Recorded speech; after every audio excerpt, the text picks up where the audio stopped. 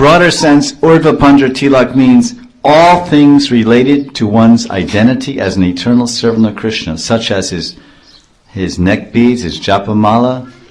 Urdhva Punja means illumination of the body, mind, and senses, and attachment to the Supreme Lord. Because this sign on our forehead, Krishna also sees it. Krishna's eyes are everywhere. Sarvato panipadam tat, sarvato kshiksharomukam.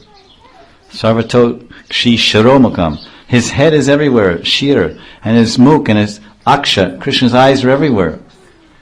He sees in the dark, he sees in the day, night, light, everywhere, inside, outside. He sees everything. He sees the tilak on our forehead. And he says, oh, you're my man. You're with me. You're Das, Krishna Das. All right, you're becoming attached to me? Then I'm going to stick with you. I'm going to walk with you. I'm going to be with you. Wherever you walk, I will walk beside you. You will feel my presence wherever you go. I will protect you. I will guide you. I will direct you. Just have faith in me and surrender.